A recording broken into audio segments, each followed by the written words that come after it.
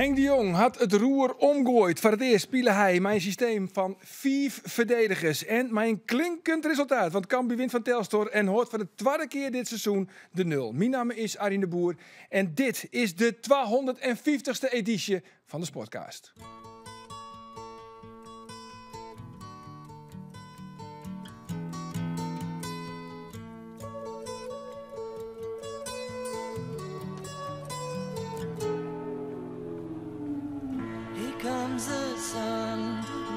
Is het Vrommel is een net schot weer doorrekken. Oh, dat scheelt net zo volle. Dat scheelt net zo volle.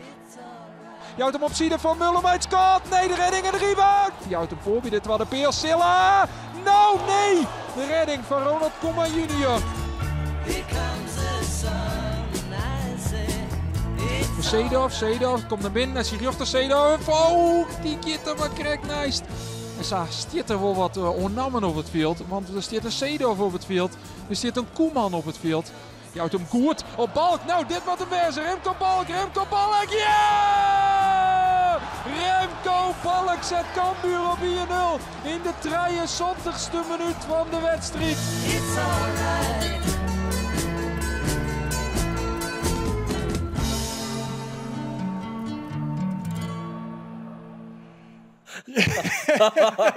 Wat een goede foto's, jongens. Ja, de heren van deze Nagel Nijers podcast, ze zitten er weer klaar voor. Daar zit hij John Lennon, Paul McCartney, Ringo Starr en uw speciale gast natuurlijk, Sander van der Heijden. Welkom, Sander. Dankjewel. Bij deze hele speciale jubileumuitsturing. Ja. Ja, het is toch een beetje feestelijk. Zeker. Slingers. Ja. Geert heeft zijn feesttrui onder.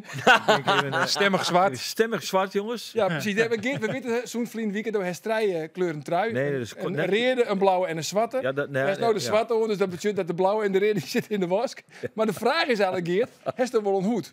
Een hoed? Ja. Ja, Ja? die heb ik. Echt weer? Ik heb ooit eens een keer een hoed gekregen, maar die staat ergens pontificaal te pronken, maar ik heb hem nooit op. Nee? Nee. Maar heeft er ook een hoedje van papier? Een hoedje van papier, want ja, het is toch een beetje feest. Het is toch een beetje feest, hè? Hela, Maar goed. Hola, hola, hola. Hola. Hey. Ik hier nog bezocht trouwens, ik hier nog bellen, want de mooiste wedstrijd van Cambuur wie natuurlijk in NEC. Toen hingen ze vier spuwende vrouwen. Ja. Ja, die En heeft al onkundige vliegen wieken. Ja, maar ik heb geen tastemmen gekregen. Oh. Die vrouwen die spuren dus wel 3 of 4 meter 4. We zitten hier in een nagelnije studio. Zit als die hele studio in de hand. Dus ik kreeg geen tasstemming. Dat teleurstellend. Oké. Maar Roelof, jij hebt een pakketje gekregen van de mond. Ja. Ik moest hem hier op een groendel zetten. Dan pak ik misschien überhaupt nog pak ik hier bij. Kopperoos even genomen. Ik had hem nog heel 4 stopt. Ja, dit pakketje hebben we gekregen. Ja? Van de morgen. We als podcast natuurlijk. Hè. Tuurlijk. En daar zit ik een briefje bij. Nou, lees maar voor. Beste Marja, tiegetank van de echte Spotcast Mok. Oh, dat is de winnaar van Vlienwieke. Dat denk ik, ja. Deze komt op het bureau te staan als tankje bij de echte Friese zoekenbal uit het mooie Gariep Groetnes. Jan Jacob van de CPS. Mijn collega is griezelig jaloers op mijn mok. Nou, kijk eens even. God. Oh, zoekenballen. Ja, dat is prima hoor. Dat krijgen wij gewoon, hè? Dat krijgen we gewoon. Dat krijgen wij gewoon. En wie is er ook al gebak op tafel zit, jongens? Lekker Beppe, zoek Van, Ik ken hem, denk ik. Ja? Ja, Jan Jacob is een fanatieke Cambuur-fan. Zeker, toch? Ja. Nou, doen we wij de groep. hebben een keer die koffer, die escape koffer nog bij hem gebracht in Leeuwarden in coronatijd. Dat is En toch iets bij Escape Rooms? Nee, en zijn zus of zusje, die heeft bij de Beachclub gewerkt nog. En dat is een hele goede zangeres. Oh. Ja. Misschien ken je die wel. Want ik wil nog graag eens een keer een nieuwe podcast tune. Nou, dan moeten we dus de zus van Jan Jacob hebben. Nou, misschien ken die dat. Zij ben ik altijd heel benieuwd, want zij hebben op X in het riool zijn nogal actief. Ja. Zij ben Weet nog je dat altijd ik heel actief ben? Ja, zeker. Zij ben nog altijd heel benieuwd hoe het met Henkie Knibbel is. Henkie Knibbel. Ja. Ja, geen idee hoe het Ja. bij Henkie Knibbel gaat. Nou ja, goed. Hey, jongens, daar komt... oh, Klaas, kom er eens even bij. Want ooit in die dozen bij gebak hier alleen nog meer. Ja, Klaas, ja. De meeste commerciële programma's die hebben dan een ongelooflijk bloedmooie vrouw. Wij hebben Klaas. Wij hebben Klaas. En niemand anders zit Pak Klaas. me even voor die pakken. Roelof zou hem helpen, maar... Ja, ik zou die helpen. Ja, Maar dat dat is is net de volle Klaas, ja? Nee, maar ja. Maar je kan nou gewoon de treien dozen nog rijkoeken. Ja, die gaan nou naar de redactie. Die gaan naar de redactie. Jazeker. Ja, dat Dankjewel. was Klaas. Dankjewel, Klaas. Klaas, bedankt. Ja, dat is mooi. In december komt hij weer, dan is het Sinterklaas. Goed zo. 250 oorleveringen. Weten we even Jerre, hoe de allereerste oorlevering van de Sportcast begon? Hebben we alleen nog een audiofragment van, want toen waren we net op televisie. Maar even jij. Welkom bij de allereerste podcast van Omroep Friesland over de sport in uw provincie. De Sportcast. Vooral aandacht van Sportclub Heerenveen en Cambuur zelfs. Maar ook de orensporten, wat der aanleiding daar is. Maar van nu zullen we vooral naar de 12 Friese betellen voetbalclubs. Maar de sportjournalisten, collega's Roelof de Vries, specialist Heerenveen. Alsjeblieft, ja. En Ander Faber, specialist Cambuur. Zekers. Nou, dit was dus de allereerste oorlevering. Jeetje. Andries Bakker die nog Dat de was hem presentatie. Dat was hem ook, ja. Ja. Langer hoe Nee. Een goede prestator. Oliemachine. Ja. Geert, wat dat onbelangrijk, dit wie de allereerste. Hebben we vol een kwaliteitsslagje maken, hè? Ik zei de jongens, de moet zo nou en dan even ingreep worden. Het is correct een betaalde voetbalclub. Doorselecteren. Zo is het, zo is het. Voordat we het aanslepen hoe Cambuur Hassel Sandor. Eerst in je denkje, want ja, we ontkomen er eigenlijk net door, hè? 250 oorleveringen. Wat wie het hichtepunt? Een van de mooiste momenten. Nou, daar heb ik even... Ik ging verwachten dus. Dus Ja, want dus- Arie had iets vregen. Ah ja, ik zit het maar gewoon. ja, dat is nog weer jammer. Ja. Ik had het verwachten, want hij... De bijzonderste moment waar je een sportcast met Ipe Smit. Ipe Smit. En die kun je me misschien nog wel herinneren. Mijn relatie met Ipe Smit was niet in die zin zo geweldig dat wij als grote vrienden door het leven liepen. De oorzaak daarvoor zit aan de orenkant van de tafel. Ja, de oorzaak. Oh ja. Nou, vertel even. Vertel even. Nou ja, goed, daar hebben we dus ruzie op. Sandor die werd, die ging op een bepaald moment zeer onverwachts weg. Dan gaat de telefoon, Sandor weg, moest het Cambuurstadion, cameraman, het is 4:15, 5 uur willen we het hebben, want we willen het direct brengen, bla bla bla. Druk op een ketel. Dus Ipe Smit, ik interview in dat hokje daar bij Cambuur, Ipe Smit interviewen. Ja, en die draaide onvoorstelbaar om de hete brei heen. Ik heb in de auto die nog bellen. Dan heeft me gezegd, ja, ik weet echt net wat hier aan is. Dat wie het antwoord. Dus ik begon Ipe Smit te zeggen.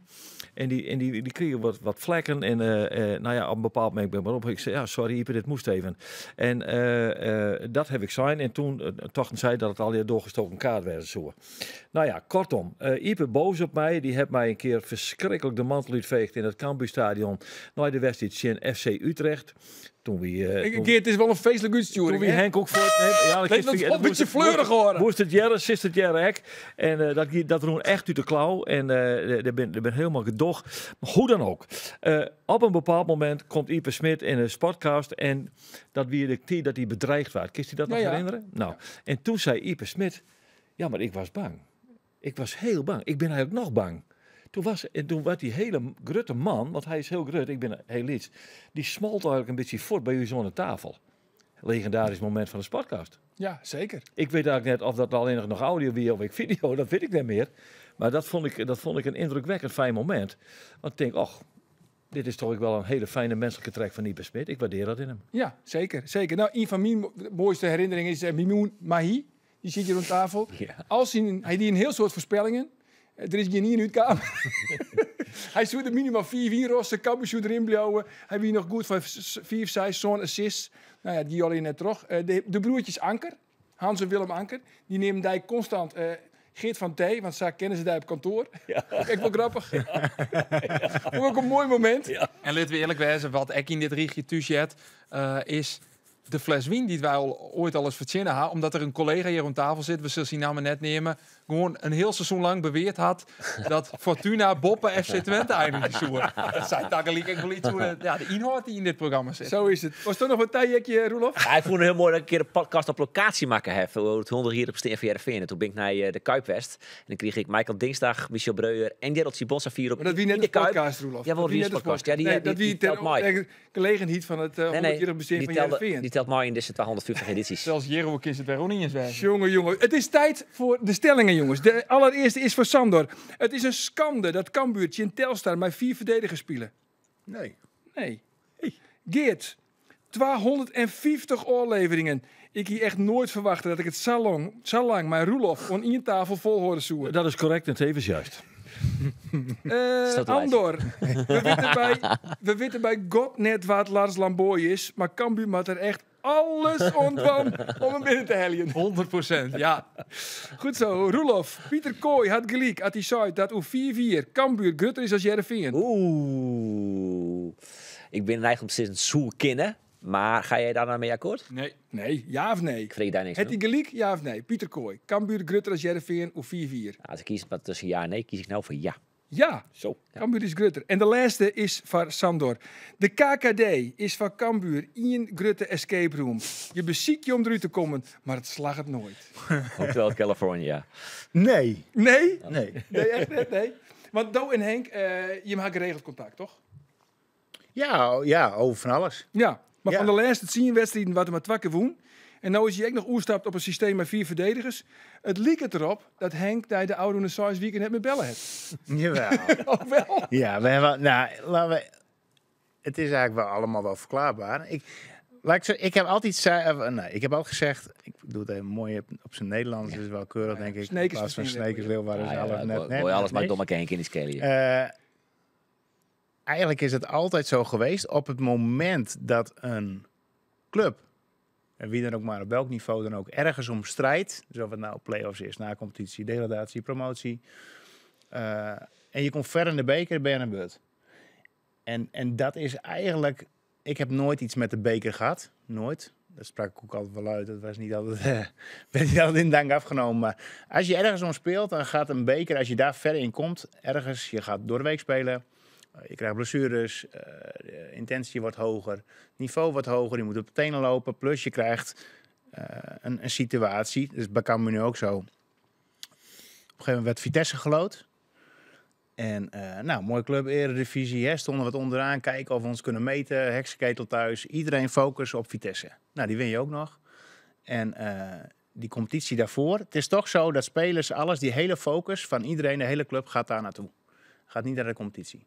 Terwijl die competitie belangrijker is, want die beker ga je echt niet winnen. Als Cambuur zijnde. Nou, maar je finale halen. Ja, maar dan win je hem ook niet. Maar de finale halen, heb ik hier ook al een keer aan tafel gezegd. Finale halen voor een club als Cambuur Is nou ook iets? is misschien, is misschien wel het hoogtepunt wat je in je clubcarrière kunt beleven. Ja, maar je hebt niks. Nou, ja, Je je hebt hebt op dat de finale. moment- Ja, je hebt de finale. Je hebt een paar centen, misschien 2 ton. Nou, ja. Maar het gaat ten koste van de hele competitie. dat Want snap de wedstrijden voor Vitesse, tussen Vitesse en NEC en de wedstrijden na NEC, die zijn allemaal verloren. Ja. En dat is niet zomaar. En dat is een En- kausaal verband. 100%. En dat is bij elke club zo. Kijk maar naar amateurclubs die ver komen. In het bekertoernooi, ja, die hebben net iets meer spelers. Ja. En ook spelers die ook allemaal wel goed zijn. Maar dat zie je op elk niveau. Hè? Dus elke club zeg maar, die ver komt, die eigenlijk boven zijn niveau beker gaat spelen. Op amateurniveau ook. Als je een eerste klasse of tweede klasse hebt, die spelen tegen een hoofdklasse of derde divisie. En die komen verder. Dat gaat altijd ten koste van de competitie. Maar waarom Hercules, King Grains precies het zo. nou wel? Want Grains had juist na de winterstop eigenlijk had hij een gigantische opmars Ah, gezet. daar is hij, hè? Nou ja, dat is altijd wel in je club die dan het tegendeel bewijst. Ja, precies. Ja, precies. Ja, we gooien maar En even dat in. is dan Grace. Ja. Ja. Maar, nou, maar er zijn, hoeveel clubs zijn er wel niet die daar last van hebben? En Cambuur is er ook een van. Want Cambuur heeft... Groningen heeft ook net even een iets bredere selectie. En Cambuur heeft gewoon een hele smalle selectie. En alles wat zeg maar buiten de basiself komt, is gewoon jong Cambuur. Dus ik vind het niet raar... Ja, ik baalde eigenlijk als stekker voor de club, als supporter, dat ze ver kwamen in de beker. Dat klinkt gek, want het gaat ten koste van de competitie. En die 6 wedstrijden die je uiteindelijk verloren hebt in die periode, achter elkaar volgens mij, of misschien een keer Nog één 4 jaar gelijk. achter elkaar. Oh. NAC Breda woensdag. NAC Breda tussen won. volgens mij. Ja. Nou ja, maar je mist daar ergens van die 18 punten die je kan halen. Ja, dan mis je er 9. Nou, je hoeft niet alles te winnen, maar winnen is de helft. Wat doe je assistent wiedest? Nog van Henk. Toen zeiden ze toch echt van jongens, het liefst zo gauw als mogelijk uit de beker. Ja.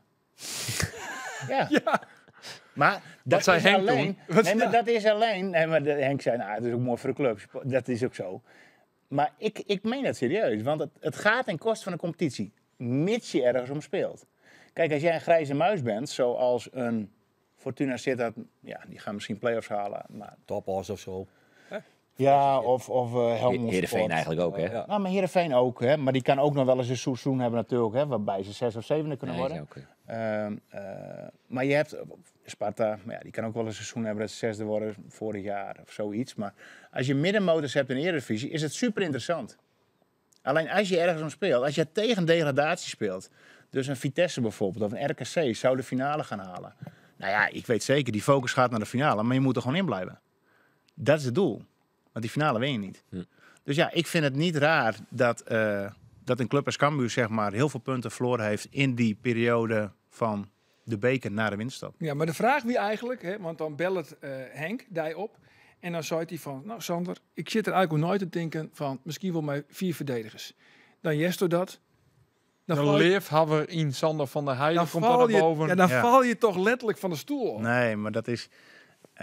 het is ook maar net hoe je het interpreteert. Hè? Als jij 5-3-2, dan is het gelijk verdedigend. Eigenlijk wat Henk gedaan heeft, is 3-4-3. Alleen je denkt van 5 verdedigers, dus je hebt 5-4-1. Ja, dus je hebt maar 1 spits.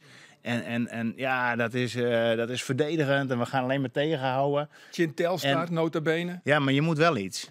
Kijk, maar 5-4-1 op papier, als je het negatief bekijkt, is eigenlijk 3-4-3. En toen wij kampioen werden, speelden we heel vaak 3-4-3. Maar toen was het heel aanvallend.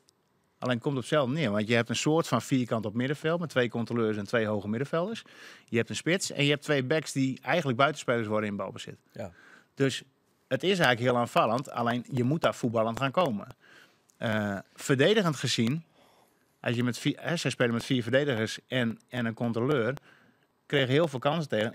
Elke hoge bal is bijna een kans tegen. Ja, of hij nou van eigen helft komt, kopcirkel, vanuit de keeper of vanuit de aanval. Elke bal was in de 16 meter is gevaarlijk. Hou je hard vast. Dus dan kan je eigenlijk met 5 type verdedigers spelen, waarbij je backs heel hoog kunnen spelen, ook als aanvallen, maar kunnen ook verdedigen. Dan kun je daar 2 controleurs neerzetten. Dan heb je wel een blok van 7, mocht het zo zijn, waarbij je controleurs niet eens heel goed hoeven te verdedigen. Dat klinkt misschien gek. Maar Van eigenlijk, Kaam een keer Simon inlitten. Wat, Nou ja, wat en een van verder zijn de Jong kan er ook specialiteiten is spelen. dit seizoen. Ja. dat klinkt heel gek, maar die kunnen naast elkaar spelen. In plaats van Mullum, die verdedigend beter is op papier. Maar dan kan je er beter nog 2 voetballers neerzetten, omdat je genoeg mensen achter de bal hebt. Dus dan spelen ze met jouw man op het middenveld en dan moeten eigenlijk alle jouw voetballers wezen. Ja, alleen voetballers hoog op middenveld, die kan je ook leren diepgang te krijgen. Je kan hardlopers hoog op middenveld niet meer leren voetballen. Alleen je met een Molen of Paulussen, dat waren echt rasvoetballers. Hadden op een gegeven moment echt continu alleen maar diepgang. Omdat zij wisten, volgende aanval, ik ga weer in het spel betrokken worden. Want ik krijg mijn ballen in mijn voeten. Dat kan je ze wel leren. Dus ik snap de keuze eigenlijk heel goed dat hij dit Maar gedaan hoe doe je heeft. dat telefoongesprek dan? Want dan belt hij daar op en dan... Of Dus dan is het helemaal bellen, zegt hey, Henk, maar ze zijn luisteren. Nee, dat oh. zal ik nooit doen. Nee. Maar zo is de situatie natuurlijk tussen ons ook niet. En tuurlijk hebben wij het over voetbal, maar we hebben het ook over de kinderen. En we hebben het over Diana en over Tineke. Ja, maar op het moment dat hij zei... Hij zei, nou, ik wil het anders doen. En ik zei, nou, wat had je in gedachten? Nou, hij zei, ik wil het zo gaan doen. Nou, ik zei, dat snap ik wel. En zie maar ik ik het snap Henk dan het ook een ook beetje de bevestiging van die? Of... Nee, niet Of de is het weer bevestiging, gewoon- maar meer van, dat hij over voetbal wil praten, zeg maar. Hè? Kijk, ik snap wel, als je een keuze maakt om iets te veranderen, daar vindt iedereen wat van. Hè? Elke verandering vindt iedereen wat van. En hij wil die verandering doormaken, dus hij moet zich verantwoorden naar iedereen. Dan is het wel prettig als mens dat er ook een aantal mensen zijn om je heen, ja, die dat wel begrijpen, die keus. Ja, maar hier, George Olteje, die had het dien, die is verketterd. Ectrodij, vliegen hier in de derby. Toen begon er 4-3-2. Dat was de analist puur in het programma. Ja, maar dat had er wel mee te maken dat hij maakte de keuze omdat er voetballend, hij heeft in die 1,5 jaar dat hij daar zat, heb ik vanaf het begin af aan gezegd van, ik zie geen enkele lijn van balbezit hoe zij kansen gaan creëren. Dat heb ik al gezegd. Dus, en dat heb ik verguisd daarin. Dat hij heel goed voor de camera was, heb ik ook gezegd. Hij heeft keurig alles kunnen uitleggen. Alleen waar ik mij aan gestoord heb al die tijd, is dat hij geen enkele patronen had die ik continu terugzag in. En of het nou kansen uitkwamen of goals, dat gaat niet om. Je hebt patronen die je ziet, zeg maar, om uiteindelijk ergens te komen. Zie je Die nu heb ik wel? nooit gezien. Ja, zeker zie Ja? ik die wel. Alleen dan is het nog steeds zo, op het moment dat je kansen creëert, alleen je krijgt ze zo makkelijk tegen. Ja, kijk, toen kregen ze ook heel makkelijk kansen tegen. Alleen toen creëerden ze en scoorden ze goals en creëerden ze uit gewoon geluk zoeken. Hè, dat is een heel verschil met in je opbouw patronen zoeken om tot kansen te komen, zeg maar. Dus dat verschil is er wel. Er is geen verschil dat ze heel veel goals tegenkrijgen. Dat heeft misschien ook te maken met het niveau verdedigers. Hè, wat je op een gegeven moment in de 16 meter hebt als je moet verdedigen. Gewoon kwaliteit. Ja, maar Cambuur speelt eigenlijk toch bijna met een jong elftal. Want ze speelden tegen jong AZ. Ja, Dat die is heeft... steeds jonger. Ja, maar Ja, Van Mullum is toch een jongen met routine? Ja, maar dat is dan één. Maar Van Os, Tol, Bergsma. Dat binnen jongens, heerlijwijs 20's, maar die wel wat ervaring hebben. Maar goed, daar hebben wij het eigenlijk voor dit seizoen ook gewoon. Deze selectie het geen speler inderdaad van 30 plus of rond de 30. nee. Sylvester van der Water wie de oudste. Nou ja, dat zei ik nog, want die wie 28. Geert het wel routine. Ja, Ja, ik heb ook routine, maar ik kan het niet meer doen. nee. Alleen, En dat geldt ook voor een Van Mullum. ja, zo is het. Zo simpel is het wel. Alleen als jij dus kijkt dat je jong AZ hebt, die heeft vorig jaar de Youth League gewonnen. Champions League. Ja. Die waren in hun lichting gewoon de beste van Europa. Zij spelen dus met eigenlijk, redelijk veel jongens uit dat team. Spelen ze nou bij jong AZ. Is natuurlijk wel een stap, omdat je zeg maar naar een volwassen niveau gaat. Alleen Cambuur speelt ook bijna met een jong team. Maar jong Cambuur is niet zo goed als jong AZ. Nee. Dus kan je wel als supporters zijn ook denken van jong AZ die moeten we winnen, want wij zijn Cambuur. Ja, hartstikke goed. Wij zijn gewoon ook jong Cambuur op sommige momenten. En dan is het niet reëel om zomaar wedstrijden te winnen. Want zo simpel is het En ze ook. verleden van jong AZ, hè? En toen heeft het ook bellen. Nou, dat is één wedstrijd. Ja, Oké, maar dat kan wel hurt on bij Henk, dat verlies. Ja, maar dat snap ik wel. Maar je moet ook niet onderschatten wat voor onrealistische berichten en wat dingen die gezegd worden, die zo onrealistisch zijn voor een trainer met Van Wonderen ook wel gaat. Maar Ja, bedoel het je is- onrealistisch toch? Ja, door Andor en supporters. toch Geert? Nee, door supporters. Oh. Ja, Alleen Andor Geert dus. Nee, maar je moet realistisch zijn. Als supporter ook. Wij hebben toen meegemaakt, toen wij in de Eredivisie kwamen. Op een gegeven moment word je een keer 12e. Nou, dan moet je eigenlijk de vlag uithangen. Dan moet je 6 weken in de Polonaise lopen. Volgende seizoen voor wat verwacht van, moeten we eigenlijk wel play-offs halen. Europees. Ja. Doe even normaal. Denk even na. Ja, maar dat is wel een kleine groep natuurlijk. En ik Ja, vind, maar die kleine groep, dat klopt. Alleen die dropt wel alles. En die domineert de discussie. Hè? Zo is het. En kijk, op het moment Sander, dat dat je... is toch echt Cambuur had de vijfde zegde spielersbegrutting. Ja, Cambuur presteert altijd mogelijk. hartstikke Zie je, mooi. is het toch hartstikke onder Klopt. zien kennen. En tuurlijk is Yield is net een staaf, maar Ja. het is wel een indicatie. Ja, maar als je kan een 5e, 6e begroting, hartstikke goed. Dan is er 1 speler, daar kan je Van de eigenlijk, maar daar kan je 7 voor aantrekken.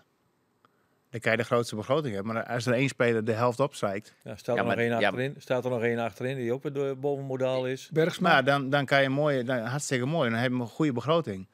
Maar dan heb je 2 spelers die veel te veel geld verdienen. Echt veel te veel geld. Hè, voor het, voor wat ze leveren. Ja. nou ja, even los daarvan nog, maar sowieso.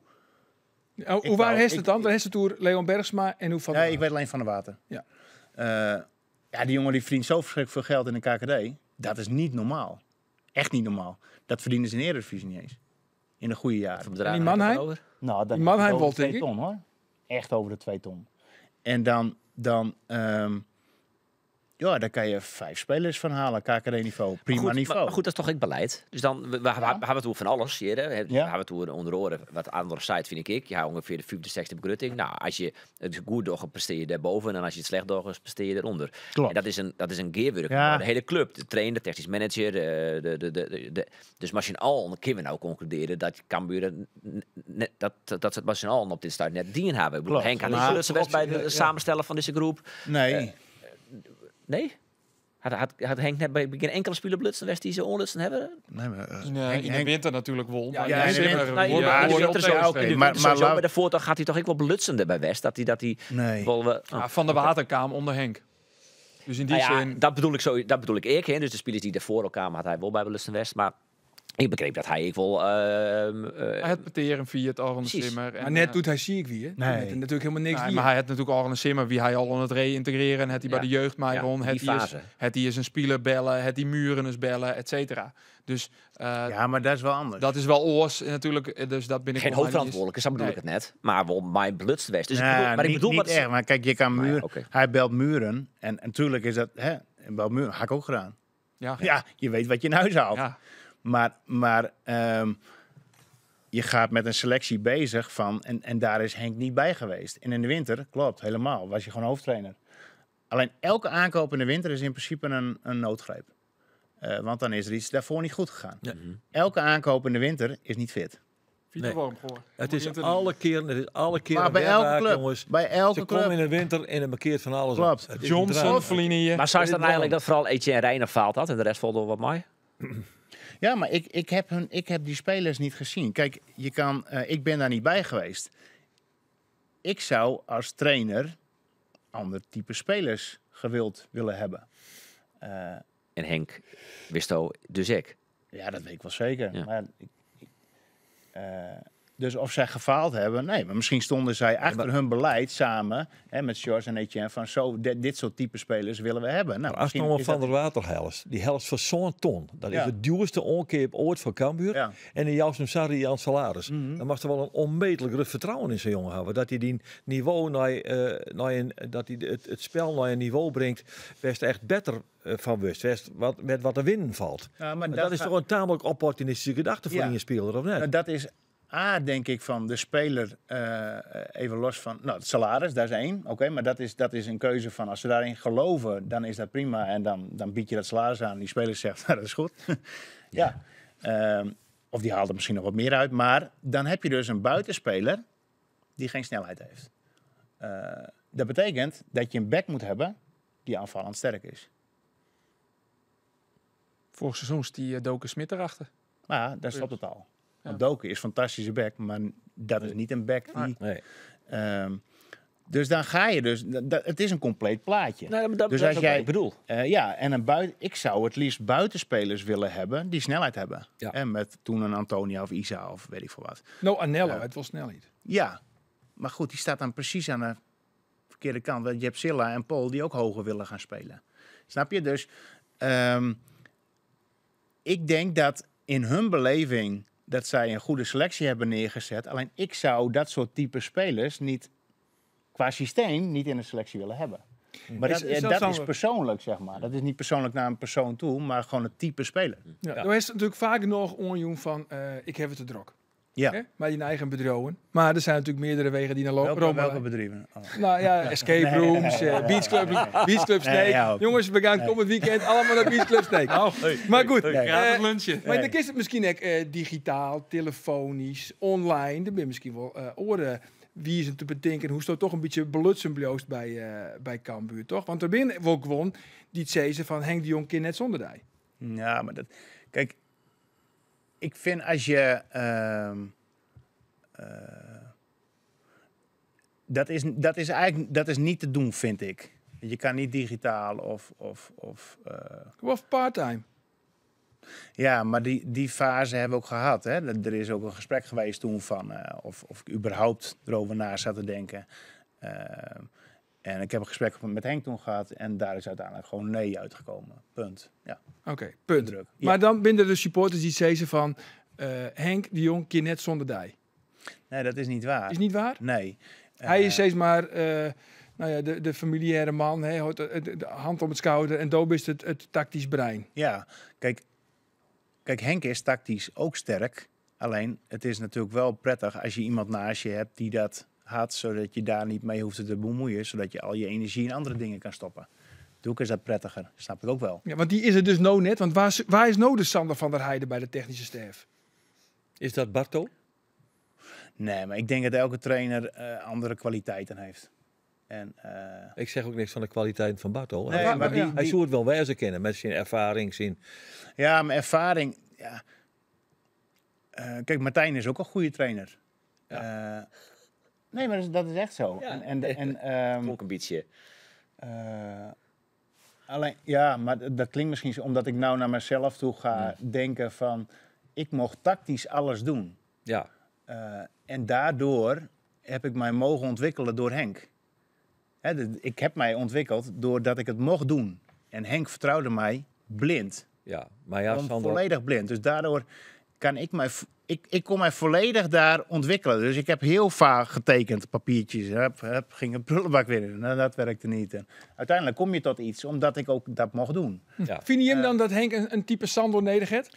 Ik vond een ijzersterke combinatie. En dat jouwt Sandor ook wel om. Want hij kreeg alle vertrouwen en ruimte van Henk. En Henk wist zijn kwaliteiten optimaal te benutten en omgekeerd. Als dat wist te bewerkstelligen, dan heeft de ideale staf. Dat is met Henk de ideale Klopt. trainerstaf voor Cambuur. Alleen als ik dan wat mocht doen, dan legde ik dat bij Henk neer. Van, nou, ik had het zo dan bijvoorbeeld in de kop. En hij wist precies wat ik bedoelde. Ja, precies. Kijk, dus daar bedoel ik mee te zeggen van Henk, die snapt wel wat we nou gingen doen. Zeker. Hè? Dus tactisch Oh ja, is die zeker. daar wel Ja, sterk ja, genoeg ja. in. Zeker. Ja. Alleen, het is ook heel veel als je hoofdtrainer bent. Hè? Dus en met de pers en de druk en de club dragen. Ja. En de club uitdragen. Supporters. Het Henk nog altijd niet in steekt. Ja, zeker. Ja. Het is een pittige taak. Ja, zeker. Ja. Ja. Maar waar zou dan die rol, want Doop is dus net beschikbaar, waar zou die rol oenemen kunnen? Wat zou Stal een trainer vinden die Ja. op een ideale Ideale assistent, bij Henk past? als alles kan. Gewoon een naam Gewoon nemen. out of the box. Als alles ken. Als alles kan. Nou, dan is natuurlijk Arne Slotten dan is. Ja. Als assistent van Henk. Maar als alles ken. Ja. En als het nou iets minder alles kan. Oké. Ja, dit vind ik wel heel moeilijk. Er zullen heel veel trainers zijn die tactisch goed zijn, hoor. Dus dat alleen. Nou, Doop kist Henk. Ja. Wat het Henk nedig? Nou, iemand die alles kan bedenken voor hem, zodat hij daar niet mee bezig hoeft te zijn. Zoals.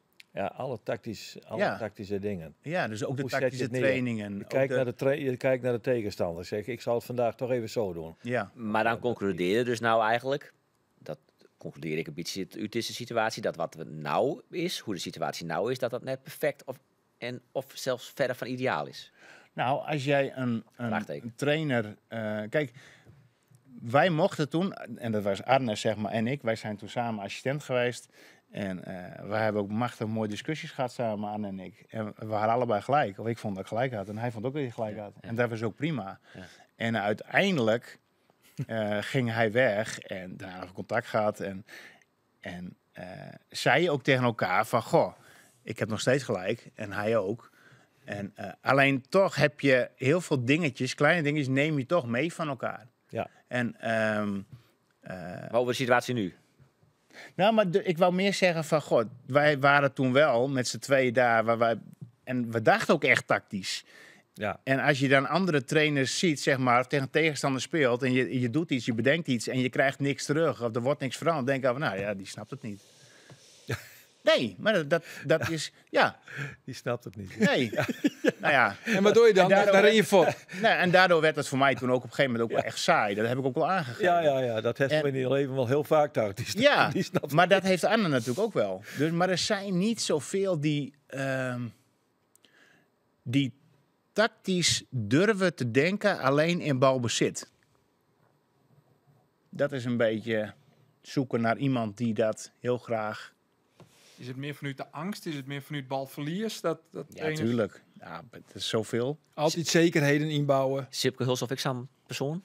Nee, Kist hij net goed genoeg? nee, niet goed genoeg. Ik geef ook wel eens lezingen. Dan geef ik trainingen aan jeugdtrainers bij clubs. Dus dan kom ik bij een club en dan zitten er 15 jeugdtrainers en dan ga ik gewoon over voetbal praten. Dan ga ik er gewoon bij zitten. Ik ben niet groter of beter, ik ga ernaast zitten. En dan stel ik altijd de vraag van, nou jongens, iedereen is hier trainer en wat is er nou zo leuk aan het vak en wat is er leuk aan voetbal? Nou ja, goed, we gaan winnen en mooi.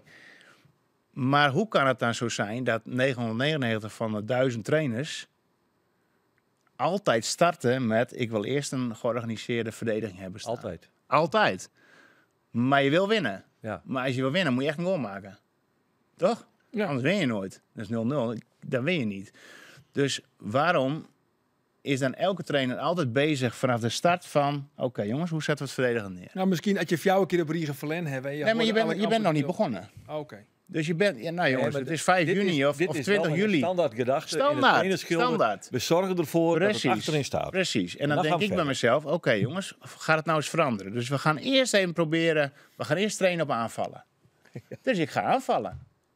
En dan zien we daarna wel hoe we het verdedigd neerzetten. Maar ik ga eerst aanvallen. Waarom gebeurt dat niet? Nou, dat probeer ik dan wel eens in Janneke taal. Omdat ik het ook leuk vind om dat zo over te brengen. Ja, maar dat is in feite dus wat Henk de Jong nou... Ik werd Chinoe gesteld dat, want die het nou zijn... Oké, we moeten eerst verdedigen, want die Chindelpunten die rennen net waarom.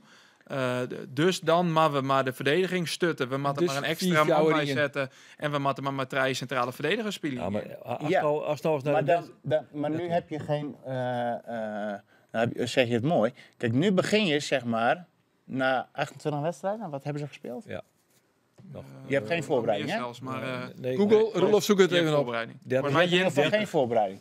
Maar wat ik al zeg, 31. is je begint aan een seizoen... Nee, klopt. Dat hartstikke En dan heb je een voorbereiding. Ja. Ja. En dan gaan we aanvallen. Kijk, Ja. hij heeft geen voorbereiding meer.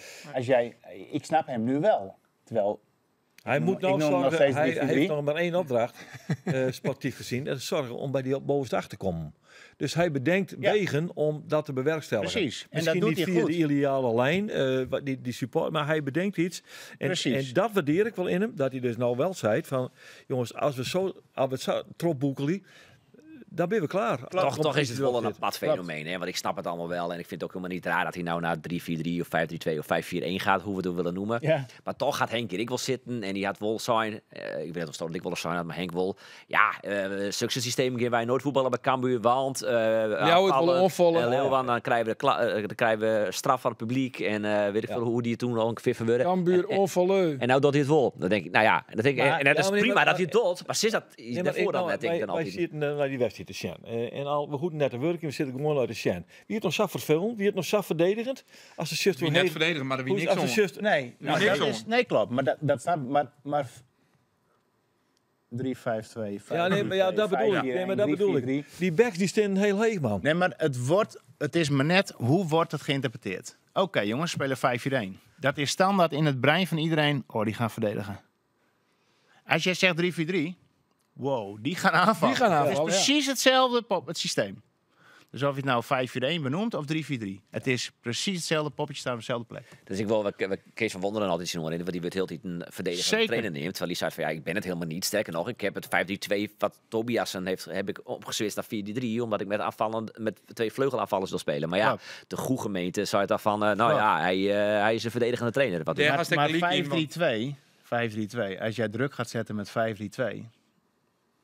Ja, jongens, als we dan toch eventjes mensen gaan hun mondje willen snoeren qua negativiteit. 5-3-2, als jij druk gaat zetten in 5-3-2, dan heb je 2 spitsen op centrale duel.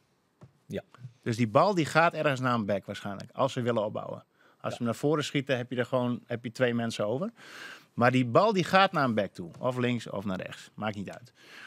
Dan is het zo dat jij in het druk zetten met 5-3-2, dan gaat een back door op de back. Welk systeem kom je uit? Dan komt het op jou, of nou, 3 onvallers. Kom je gewoon 4-3 uit. Want je hebt 4 verdedigers, want die kantelen door. Je hebt die back, die wordt eigenlijk buitenspeler. Ja. En je hebt 2 spitsen. Het is gewoon 4-3. Zo is het. Maar ja, dat is- de kist natuurlijk ook de zien die erbij komen litten dat een van de onvallers weer naar de back gaat. Dus Ja, maar die afstanden worden te groot.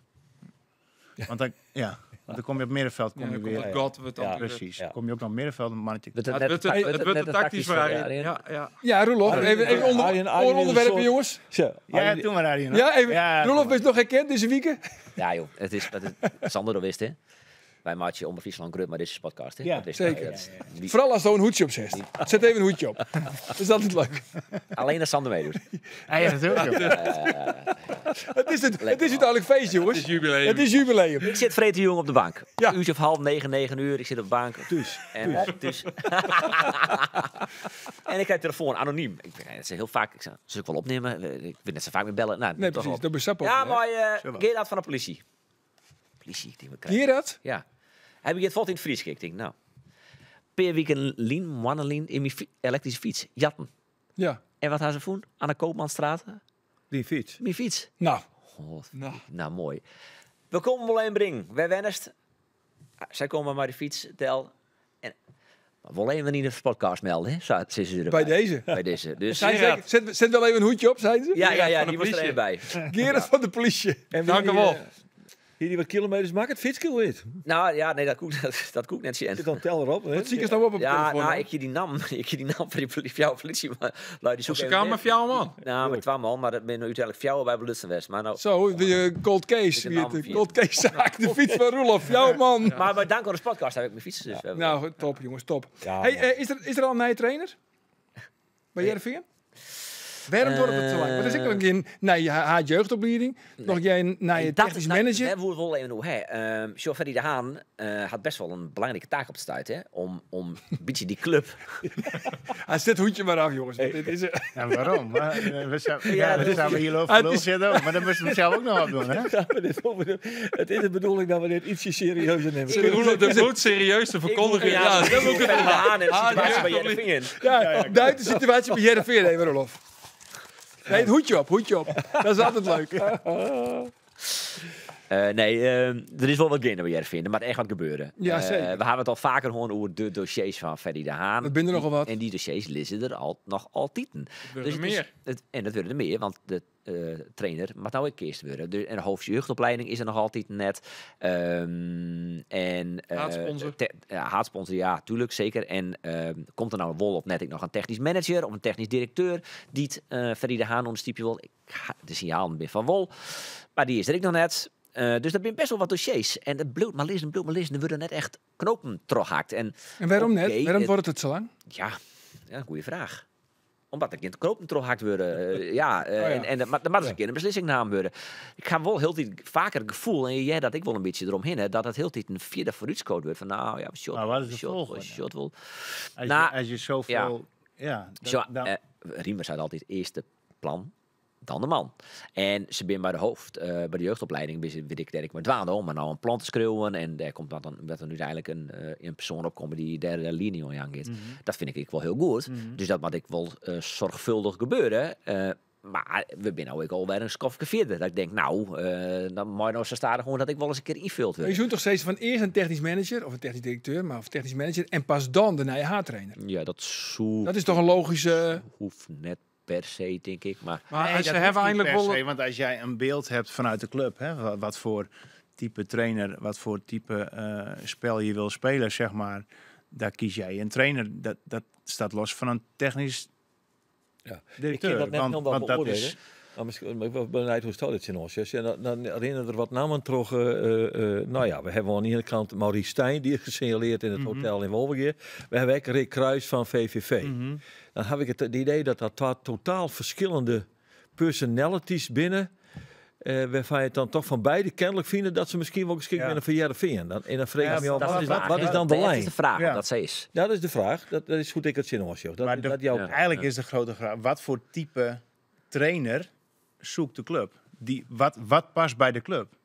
Dus zoek je een trainer die het stadion weer vol wil krijgen? Gewoon met een wachtrij voor seizoenkaarten, net als vroeger. Zoek je een trainer die bij de cultuur qua persoon past, hè, bij Heerenveen. Zoek je een trainer die alles keurig, verwonderen, een hele nette man. Heeft alles keurig voor elkaar. Is dan misschien minder een verbinder, terwijl het wel een hele lieve man is. Kan misschien iets opportunistische voetbal in de zin van meer aanvallen, maar ja, zo slecht doet hij het zeker ook niet. Maar jouzelf als antwoord op die eigen vraag. En waar zou Sto dan voor kiezen op dit tijd voor Heerenveen? Als ik maar dat is dat is makkelijk praten, want ik zit er niet in. Maar ik vind het al jaren sinds Solid. Ja. Trond Soljet. Ja, dat is al jaren terug volgens mij. Zeker. Het was tussen Toen hebben ze nog wel de beker gewonnen volgens mij, hè? Ja. In dat Ja. jaar. 2009 won ze de beker. Ja, dat is 15 jaar terug. Al 15 jaar, hoe ik Heerenveen zie, is de laatste 15 jaar, ze gaan niet degraderen, ze worden ook geen kampioen. Zwaar je nou in elk geval voor Het geldt wel spektakel. van heel soort clubs trouwens, die daar al voldoen, gewoon die definitie. Klopt. Maar Maar als je nou een heel goed seizoen hebt, word je zesde. Toch? ja, Ja, misschien vijfde, maar dan moet een Twente, AZ ergens wel een keer... nee, een zesde is eigenlijk het maximaal haalbaar. Ja. Ja. Dan heb je echt goed seizoen. Ja. Als je echt een slecht seizoen draait, dan word je 13e. En nou, ja, dus kun je ook nog degraderen. Ja, bijna kijk, en dat niet. geloof ik niet. Dat kan bij, nou ja, groot. Nee, dat geloof ik. daar is de club gewoon te groot voor. Het budget is te groot. Dat gaat niet zomaar gebeuren. Een beetje Dan- naïef, En dus? Sander. En Nee, dus? dat denk ik Beetje niet. naïef. Dag, Dus dan tegen Groningen. zeg ik van... Ja, maak je zelf. Zoek een trainer die het stadion weer vol krijgt. En hoe krijg je het stadion vol? Door leuk voetbal te laten zien. En dan ga je een keer met 2-5 op een kletter. Dat klopt. Oké, Of 1-6. namen en rugnummers. Ja, Is dat een Maurice Stijn? dat denk ik niet. Is dat een Alex Pastoor? Dat denk ik niet. Is dat een Rick Kruis. Rick Kruis? Nee, denk ik ook Is dat niet. Sipke Hulshoff? Is het misschien een Sipke Zou Hulshoff? kunnen. Is dat Wim Jonk? Wim Denk ik Jong? niet. Nee? Is het een Sipke Hulshoff? Dat zou wel kunnen. Arne Slot, die zal het niet doen, want die is er niet. Nee, hè? Nee, maar kijk, Sipke heeft natuurlijk wel de nodige Sipke. ervaring opgedaan om... kijk, Arne en Sipke hebben natuurlijk bij Feyenoord... hebben die van een redelijke topclub... wel weer echt een topclub gemaakt... Zeker. door middel van echt wel te voetballen om goals te maken. Ja. En of dat nou altijd van achteruit was in het begin... het was in ieder geval, we beginnen met hoge druk, intentie... Ja. ballen veroveren, kansen creëren. En nu merk je ook dat voetbal is gewoon goed van achteruit. Ja. Daar heeft Sipke ook echt een stap in gemaakt. Samen met Arne. Dus ik geloof er wel in dat Sipke iemand is die afvallend voetbal kan spelen, durft te spelen en dat ook kan overbrengen. Heeft er nog wel eens contact met hem? Nee. En met Arne? Nou, nee, dat is al een tijdje geleden, maar nee, op dit moment niet. Maar Sipke is toch een onrealistische naam, want die zult toch nooit ten eerste voortgaan bij Arne Slot, want Slot die kan komende zomer misschien een mooie stap meidje.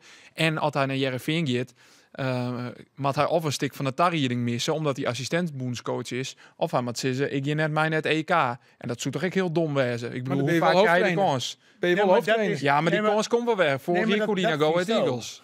Ja, Ik vind ook iets. ja. Ja, Roelof vindt iets en Geert, maar als Sipke gevraagd zou worden, dan is het misschien voor Sipke denkt wel van ja, assistent EK, hartstikke leuk, maar we worden geen Europees kampioen. Ja. Ik heb een EK meegemaakt, leuke ervaring, maar ja, het is ook gewoon een toernooi net als anderen eigenlijk, omdat je, ja, het is wel speciaal, maar als assistent is het toch anders. Wel heel En een downgraden van het meemaken van een EK, maar Ja, maar zou jij dat wel hebben? ja, Ja, nee, dat alleen kan. hij kan hoofdtrainer worden van een... het is niet een degradant, hè? Of het is niet een promovendus naar de Eredivisie. Het is gewoon een grote club in Nederland. Ja, stabiel. Als je daar Ja. eindverantwoordelijk kan worden, is dat misschien voor hem in zijn beleving, in zijn wereld wel echt misschien wel de mooiste stap. Zullen ze het over Sipke Hulshoff gaan?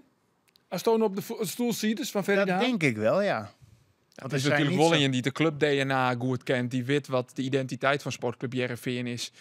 En dat het die voor op een heel soort andere kandidaat. En wij hoeven dus net zo druk te maken over de keuze van Sipke. Want als er nou één is die het zeer wel overwogende nederige stappen in zijn carrière maken had, met alle voor's en tegens afgewogen en nou doe ik dit, nou doe ik dat, dan is het Sipke. Ja. Maar- En als dat ten koste ging zo van bijvoorbeeld een EK Van 3 weken. van 3 weken, maar Sipke denkt, maar dit is Ja. wat ik wil, dat ik wat ik wil. Ja, maar dat ben ik maar niet eens. En dan, 2 en dan weken, dat halen is ze het doel. 3 Dan gaat weken die- en dan dan, gaat dan die. gaan ze ook nog een ronde verder. Hè? Ja. Ja, Ja. maar goed, Ja. voorlopig is het er net z'n vier. Nee. En Tjen FC Utrecht zit gewoon Kees van Wonderen op de bank. En dat brengt me bij het volgende onderdeel, jongens. Oh. Want ik had hier kaartjes. Zo. Maar dat is het wel Heerenveen FC Utrecht. 7 april. Op een snijdenjoen. Ja, Derm Hekzeg, Ja. daar wil ik je niet in hinnen. Snijdt die joen 8 uur, wat wil er aan het voetbal daar? Ja, jou ze maar rongeert. Verslag jou namens Dommer op. Geert? Ja? Ik ben erbij. Ja, zeker. Er moet nog een wat is briefvraag het- bij komen. Nou ja, Oh, de briefvraag is eigenlijk, Geert, van... Ja. ja, het is Joert de 240ste aflevering. Dat wie daar net om ging, want er hing hier al in slingers, er zit gebak. Maar de hoeveelste uitsturing wie het trui wiekelien? Dat is eigenlijk de vraag. Oké, vrienden en vriendinnen van de Sportcast, de geven weer 2 kaarten voor een wedstrijd van Heerenveen. Een hele goed, leuke, hè? want Utrecht komt op visite op Snijtjoen in het Abelense stadion. Gisteren was je 12 bijwijzen. Wij beleven hier de 250ste aflevering van de Sportcast, maar hoeveelste aflevering wie het dan traaien wiekelien? Dat willen we graag eventjes van de weten. Stuur even een mailtje naar sport@omroepfriesland.nl. Die telefoonnummer hoeft er net bij, want Adrien belt toch net. Maar wel eventjes namen en adres, dat we precies weten waar het heen moet. Sport@omroepfriesland.nl. 2 kaarten, Heerenveen, En voor het Utrecht. feestelijke tintje... Goed zo, Maar dat Lars is- Lamboy. Maar dat is dan dus 250 min.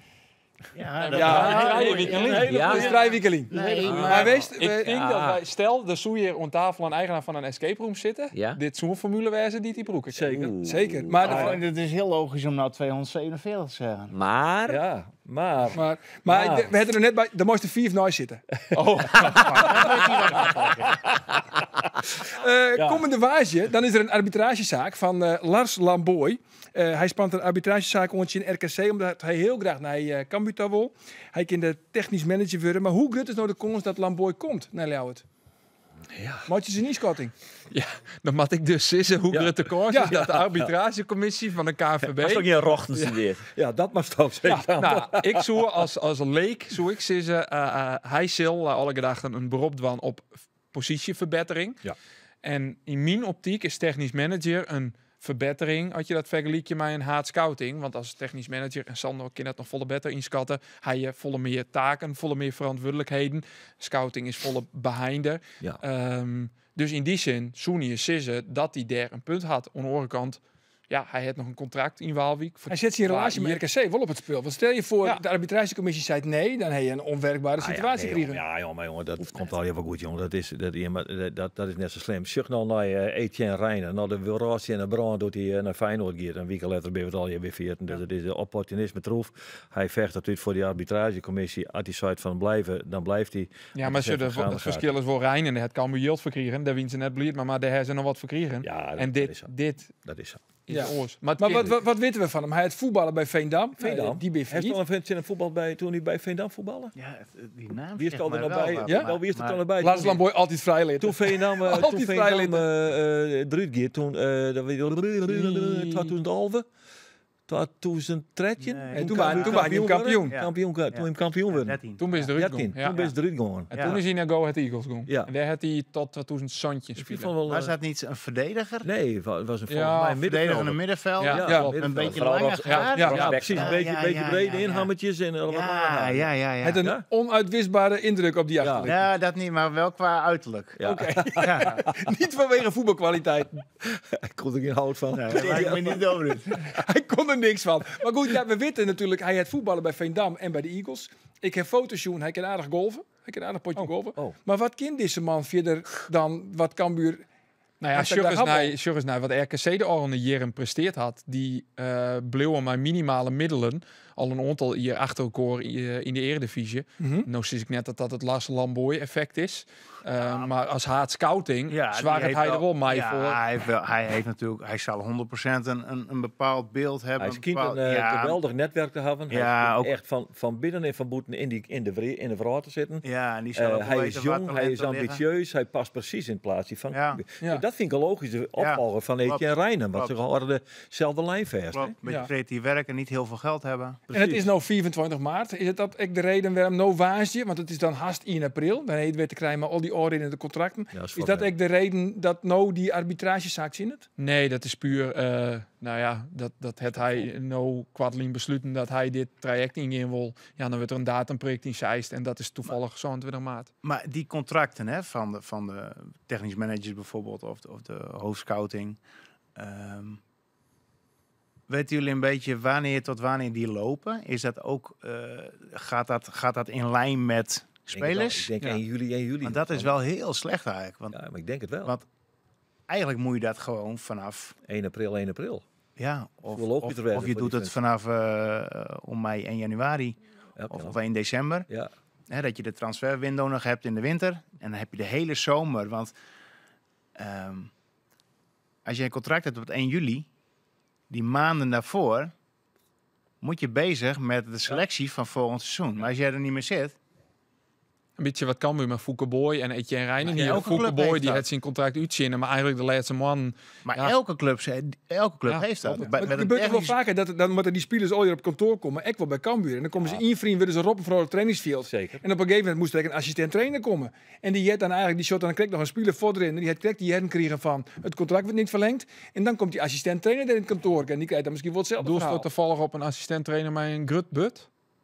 Ja, nou ja, hij had een but.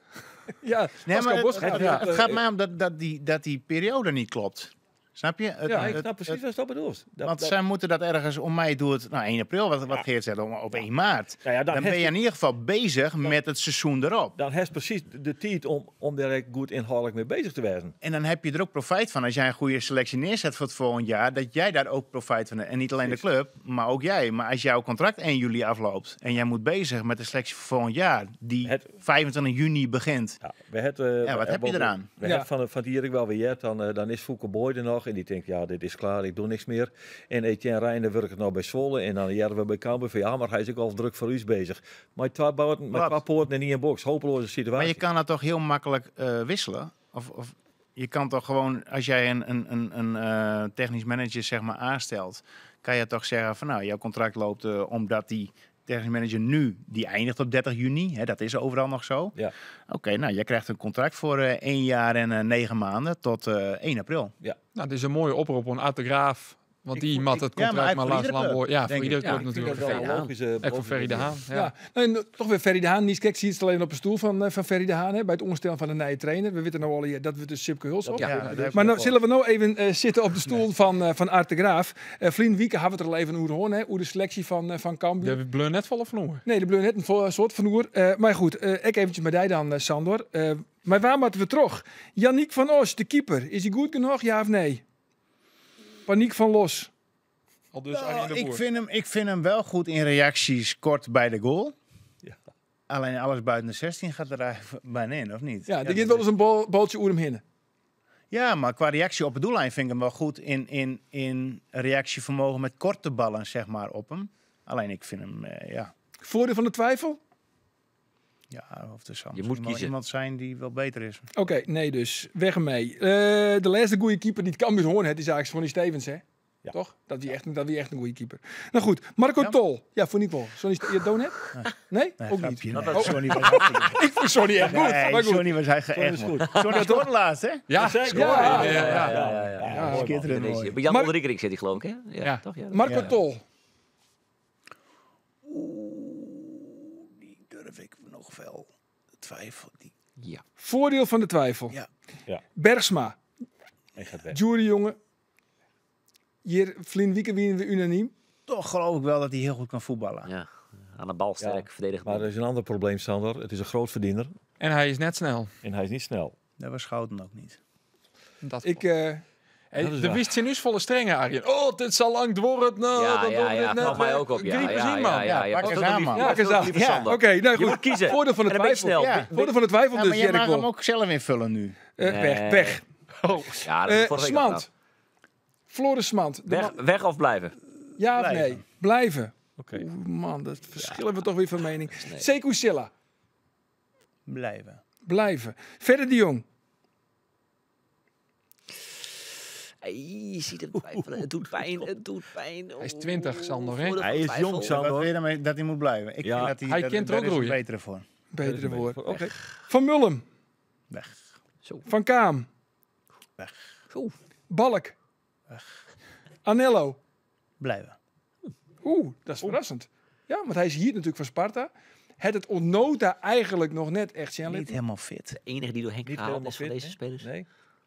Nee. Henk Maar goed. die is toch van overtuigd, Maidij, dat er volle meer in zit. Oh, wacht Daar even. hebben we het natuurlijk over gehad. Nee. Wacht oh even. nee, echt niet. Nee, We moeten nog even Maar naar deze jongen- Anello. Even Ja. naar Anello, want we hebben al praat dat zodra wij zeggen Anello, Ja. dan zo Andor, zit de regisseur, zo die dit van. Wij zien Holles kwotje. Want ook ben je geen fan van Anello? Ja, die had nog niks litten. In de 2 maand, goede 2 maand dat hij bij Cambuur speelt. Henk de Jong die roept ook al weekend. Hij maakt het nou echt wel litten. Want ja, op een gegeven moment is het eind maai en dan is het clear. Ik ga het al nu weer net zien.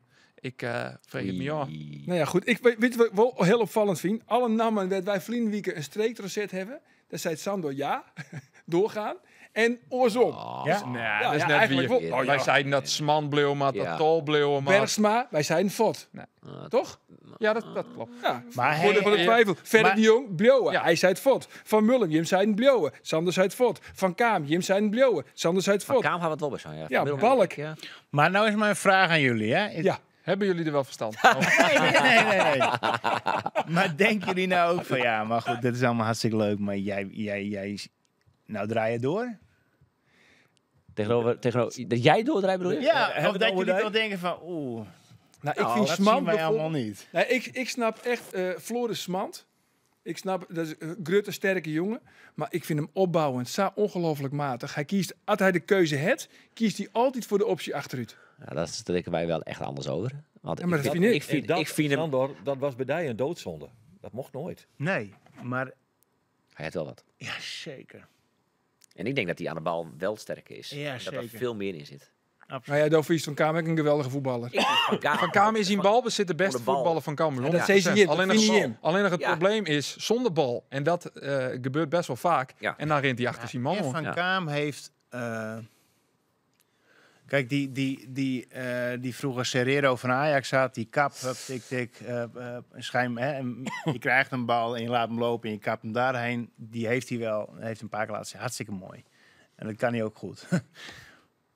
Maar ik vind dat hij te veel breed en achteruit. Ja. En naar de Hij wil zijkant. alle ballen, hè? En vervolgens doet hij er niks extra's mee. Nou, dat. Nou, hij slaat wel eens een linie over met een balletje. Hè? Maar wel Volgens eens. mij is hij de enige die dat doet. Nou, niet één. Nee? Maar als je hem zo dat vaak is wel wil zo. hebben en ook krijgt, moet je hem ook... dan moet je hem altijd vooruit willen spelen. Kijk, een bal vooruit mag altijd fout. Als je maar wat wil creëren. En of het nou een bal is om daarna nog een steekbal te geven. Maar als jij vooruit speelt en je wil iets creëren of iets uitspelen, mag dat misgaan. Het is een beetje zoals Tahiri bij Heerenveen. Nou, Ja, dat. precies. Sterk aan de bal, moeilijk van de bal af te zetten. Ja. Dat is ook een kwaliteit. Maar er mag wel wat meer risico in, waardoor je wat beslissender bent. Ja. Ja. Maar vies dan Alexander dat Cambuur misschien wel meer oerstappen maakt naar de jonge talenten. Bijvoorbeeld een Tony Jonker of een Narti of Wiebe Kooistra, Mercera, weet ik trouwens nog nooit van Jetty, Ja. Tyreek Mercera en Joran van der Veen. Ja, maar die zullen uiteindelijk ook zeker wel bij de selectie komen volgend jaar. Of vast, of misschien wel vaster gaan invallen of vaster gaan spelen. En dan ook kijken wie uiteindelijk zeg maar de stap gaat maken daarvan.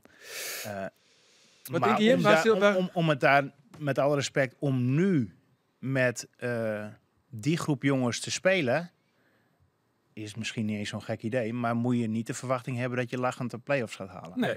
En dat is dan een keuze ook. Ja. Of een keuze, misschien moet je wel. Ik sluit net uit dat Matthias Nati binnenkort die een keer in de basis begint. Want dat is wel in. We Henk de Jong serieus hoe zitten twijfelen. Van Mullum Helle die er al een week eigenlijk. Wie ik ben net denderend. Dan zoen je inderdaad wel Stojedde, de uitsturing. Ik zei dus maar Van Kaam en de Jong controlerend spelen kennen en Nati op het zien. Want die voel in en die bracht ik echt wat. Die voegt wat daar. Die hier natuurlijk een prachtig assist, goede actie. Gelijk ik een kans. Ja, een geweldig assist. Mooi overzicht. Ja, mooi balletje. Prachtige bal. Dus daarvan sluit ik net uit dat hij in kwart echt in de basis beginnen zal. En Misschien vierde- no Vreetal. In het Ja, misschien no de Vreetal. Jan Lauwe Ja, stadion. natuurlijk. Is toch helemaal Ja, daar mag ik wel heen. Oh. Ja, toch? Zeker. Dat is toch nog doen. Het is weer een voorrecht. Het is er voor. Is die muur dan nog of niet? Nee, Nee. Nee? met die poppen. Nee. Of met die, Nee, met die, er staat al ja, een, met die ja. Er tekeningen. staat nog een ja. gebouw. Dat bedoelt die muur met die voetbal, met het publiek erop. Siepje tegen. Leiding, Die daar stond squallen ook zitten. altijd op. Siepje Leiding, ja. Ja, wij kwamen er altijd. Ja, dat was Siepje natuurlijk niet. Lekker. Maar die leken Ja. wat op. Dus ja, Siepje, goeie Siepje. Ik heb bij hem ooit een 20, keer, 25 jaar lang. echt heel lang geleden, toen voetballen stond nog bij Cambuur. En toen moesten we de auto parkeren. En toen zeiden ze van, nou, zet de auto daar met Del. Nou, dan hebben we daar de auto parkeerd van de Omroep. Die heel grote letters op, Omroep Friesland. En wij gingen op de hoofdtribune zitten. Maar die wie gewoon echt achter de goal. Dan wie ik in tribune. Dat is de auto van u die achter de goal parkeert van de gympartij. Ik woon in de KKD. Ik heb geen idee meer welke ploeg had dat wie, maar dat is zeer opmerkelijk. Maar het is ik als die laatste keer, denk ik, dit seizoen. Ik denk dat het meer lijst is. Ja? Oh jee. Ja. Ga je met pensioen? Val je om? Wat is er aan de hand? Ik ga gewoon op vakantie, jongen. Oh, Italië? Spanje. Spanje, hè? Leuk, helemaal een leuk verhaal. trouwens. Eindhoven uit. Ken nog, heel kort? Ja, tuurlijk. We hadden met Pascal en met Pascal Bosgaard, Peter van der Vlaag en ik. We hadden altijd, Deze kennen we. en deden we altijd een steenpie schaar hè, voor een weddenschap. Voor de wedstrijd hadden we daar een steenpie schaar. Dus en Peter verloor. En we hadden afgesproken van op het moment, hè, degene die nou verliest, die moet de eerste 5 minuten tegen de vierde man alleen maar een kip nadoen. Ja, hij zegt zo. Dat is echt gebeurd. En ja, hij zegt zo. En dus wij gaan spelen. Dus ja, alle drie hebben precies van, dit wil ik echt niet verliezen, hè? Nee. Ja. En je moest, hè? Ja, je moest. En dus ja, dan gingen we naar Peter verloren. Dus ja, die eerst in de catacombe, dus een hand geven. Pak, pak! Maar ook hard, hè? En toen ook de wedstrijd begonnen. En dan ging die vierde man, dus wij gingen die vierde man roepen, weet je wel. Pascal en ik van, hey, vierde man. En ik kwam bij ons en dan Peter en dan een tikje. Pak, pak! En op een gegeven moment zei ik, nou, kappen, jongens, kappen. Wij zeiden, op een gegeven moment komt het echt niet meer. Dus toen stapten we nooit. Ja, dat is Eindhoven uit. Eindhoven uit. In het Jan Lauwe Stadion. Nou, maar weet. Jongens, we zijn er rond de overdenkingen. Je mag er kiezen en we komen er net op waarom. Andor, voor de eerste. Matthias Narti of Jeremy van Mullum? Narti, daar is hij al. Roelof, Remco Balk of Jay Nunnally? Ja. Nunnally. Nunnally. Dat zei wel wat. Dat zei Dat ik zei het wel wat. Wel wat. Dat Roelof Nunnally. De man die liever met CMO speelt. Ja. Want Nunnally dan net speelt. Nunnally of Hossein Ali, dan had ik, ja. Ja, toch wel. Sandor, 5 of toch 4 verdedigers? Draaien. Ja. 3-4-3. Of 3 verdedigers? Ja. Draaien? Draaien. Draaien. Wat maak je er draaien van? Tuurlijk. Zo gemakkelijk zijn we, jongens. En dan de laatste is van Geert Nijwieken. Dan is het Peerskemanje. Sisto dan liever bij de vrouw onder het Peerskontbijt? Of Sisto hier bij u on tafel voor de 251ste editie van de Sportcast? Jongens, ik zal je hem helpen. Ik zit bij de 251ste Sportcast aan tafel. Dat Is het goed dan uit. vol de 201? De hoeveelste viert dat Nijwieken lief? Weten we dat al? Is het dan nou eindelijk tijd voor gebak? Want Ja, het is nou tijd voor gebak, jongens. Hartstikke mooi. ja. Nijwieken, dan binnen we de weer. Ik zou zeggen, graag ontan. Dag.